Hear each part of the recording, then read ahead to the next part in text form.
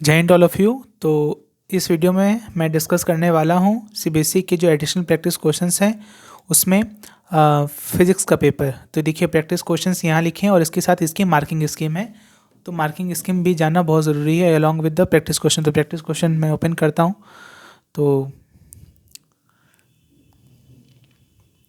देखिए practice question session 2023 subject physics. तो maximum marks 70 सबको पता है। Allowed times is 3 hours. तो टोटल क्वेश्चन पेपर में 35 क्वेश्चंस हैं। ये सब आपको इंस्ट्रक्शंस पता ही हैं। मैं आगे प्रोसीड करता हूँ। तो देखिए सबसे पहले ये एमसीक्यू क्वेश्चन है। The image below shows 2 example of electric field lines. और आपको यहाँ पे 4 ऑप्शंस दिए हैं और आपको इसमें आंसर सेलेक्ट करना है। तो इसमें आपको कोई एडिशनल कुछ लिखने की ज़रूरत नहीं है। Just have to write the correct question number. जैसे कि देखिए मार्किंग स्कीम में सीबीएसई ने जस्ट ऑप्शन सी लिख के छोड़ दिया है और 1 मार्क्स अवार्ड हो जाएंगे। आपको केवल ये सिंगल लेटर लिखने के लिए आपको कंप्लीट आंसर लिखने की भी ज़रूरत नहीं है।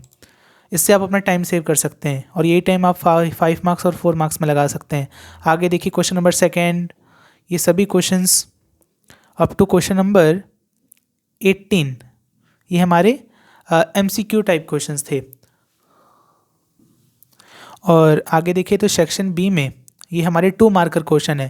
तो देखिए 2 मार्कर क्वेश्चन ने सीबीएसई ने एक सिंगल क्वेश्चन नहीं दिया है, जबकि क्वेश्चन को 2 पार्ट में डिवाइड कर दिया है।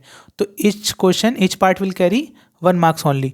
तो देखिए इसके लिए सीबीएसई ने क्या मार्किंग स्कीम सेट की है। इसके लिए देखिए यहाँ पे ऑप्शन नंबर ए के लिए फॉर्मूला लिखने के लिए 1 मार्क्स और यहाँ पे लास्ट ये लाइन लिखने के लिए 1 मार्क्स। ये बाइफर्केशन है, इसको आपको फॉलो करना चाहिए। यहाँ पे डायरेक्टली 2 मार्क्स लिख दिए हैं पर ये 1 और 1 मार्क्स आपको क्वेश्चन देख के समझ जाएंगे। देखिए आगे क्वेश्चंस में लिखा होगा सेक्शन बी में ये है और ऐसे ही सब बाकी सब क्वेश्चंस के लिए भी हैं। ये देखिए ये जो क्वेश्चन और पार्ट करके आते हैं इनमें अगर आपके पास टाइम है तो आप दोनों अटैम्प्ट कर सकते हैं। पर आपके पास अगर टाइम है तो आप अटैम्प्ट कर सकते हैं अगर आप एक पार्ट पे कंफर्म नहीं है। बट बेटर ये रहेगा कि आप एक ही पार्ट को करें अटैम्प्ट और अच्छे से करें। अगर सेक्शन सी में बात की जाए, section C, so question number 26 से स्टार्ट होगा ये। An alpha particle is moving with a velocity v, it enters a magnetic field as shown below, the magnetic field is perpendicular into the plane of paper. तो ऐसे questions में आपको diagram बनाना बहुत ज़रूरी है। ये जो डायग्राम दिया आप इससे अपने क्वेश्चन पेपर में ज़रूर कॉपी करें, बिकॉज ये आपके क्वेश्चन पेपर को एक बेटर रिप्रेजेंटेशन देगा एज़ कम्पेयर टू अदर्स। तो अगर मार्किंग स्कीम में देखिए तो देखिए सेक्शन बी में किस तरीके से लिखना है। फॉर्मूला लिखने के लिए, आंसर लिखने के लिए ये डायरेक्टली 2 मार्क्स अवार्ड किए जाएंगे।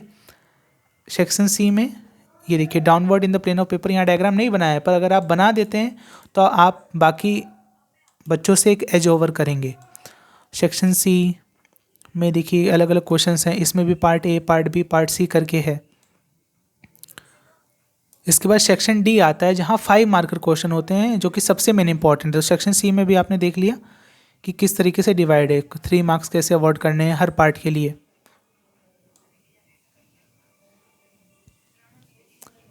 तो सेक्शन डी आया हमारा। तो सेक्शन डी के 5 मार्कर्स।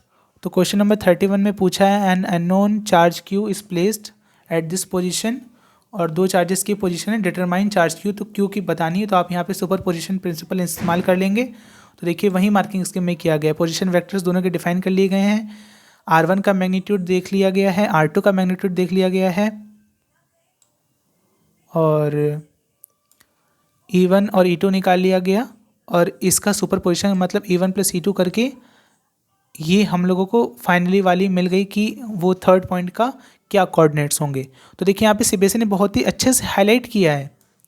मैं यही बताना चाह रहा था आपको, 1 mark for writing correct vector form of the resultant electric field at point A. तो अगर आपको इस पूरे क्वेश्चन में आपने केवल अगर करेक्ट वेक्टर फॉर्म भी लिख दी तो आपको 1 मार्क्स अवार्ड हो जाएंगे फ्रॉम 5 मार्क्स। तो अगर आपने इतना भी लिख दिया तो आपको 1 मार्क्स मिलेंगे। और आगे क्वेश्चन बिगिन होता है, given in the problem Ex equal to 0, तो के ये हो जाएगा सॉल्विंग फॉर क्यू, हम लोग को ये मिलता है। तो यहाँ पे अगेन सीबीएसई ने मेंशन किया है 0.5 marks for putting correct condition of Ex equal to 0।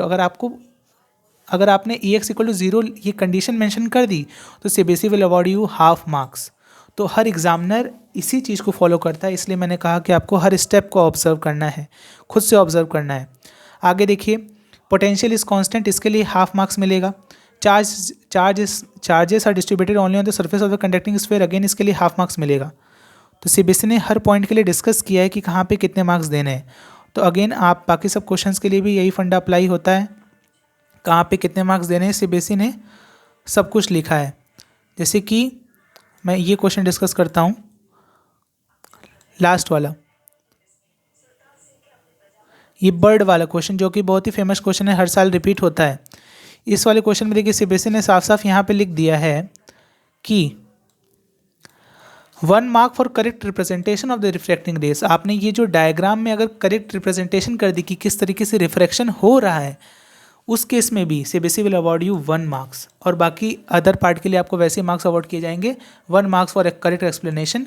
तो आप अगर आप इस क्वेश्चन में 5 मार्क्स का आपको कुछ नहीं आ रहा है, तो इवन अगर आप डायग्राम बना के एक कोशिश करते हैं, देन आप उसमें कुछ मार्क्स तो गेन कर ही सकते हैं, because something is better than nothing. और ऐसे ही देखिए आप पूरा पेपर देख सकते हैं, 1.5 मार्क्स और correct diagram and the labels of plus and minus voltages. अगर आपने डायग्राम बनाया है, डायग्राम में प्लस माइनस शो नहीं किया है, देन सीबीएसई विल डिडक्ट। आप सोचेंगे मैंने पेपर तो सब सही किया था, मेरे मार्क्स कहाँ कट गए। तो इन्हीं सब छोटी छोटी चीज़ों पे करते हैं जो कि सीबीएसई स्पेसिफिकली मेंशन करके रखता है। यहाँ पे देखिए 0.5 marks for correct identification of the bias of the diode, कि कौन सा वो बायसिंग है वो आइडेंटिफिकेशन करने के लिए हाफ मार्क्स अवार्ड करें। 1 marks for the correct explanation of the output wave form का क्या होगा ये आउटपुट, ये बनाने के लिए आपको 1 मार्क्स अवार्ड किए जाएँ। तो ये पूरा बाइफरकेशन है कंप्लीट पेपर का। तो आपको कंसेप्ट आने से ज़रूरी ये भी ज़्यादा है कि आपको किस तरीके से अपने क्वेश्चन पेपर लिखना है, क्योंकि बहुत सारे बच्चे कहते हैं मेरा पेपर छूट गया। तो अगर आप इन सब चीज़ों को ध्यान देंगे, 1 मार्कर्स में अपना समय बचाएंगे, 1 मार्कर्स को लास्ट में करते हैं और 5 मार्कर्स को पहले कर या 3rd मार्कर्स को पहले कर जो आपको पहले अच्छे से आ रहा है, आप बेटर परफॉर्म कर सकते हैं एज़ कम्पेयर टू बाकी बच्चों के। तो ये सब मेरी टिप्स थी, आप इन्हें फॉलो कर सकते हैं। कोई भी अगर आपको प्रॉब्लम हो तो आप कमेंट सेक्शन में लिखें, मैं आप उसका रिप्लाई ज़रूर करूँगा।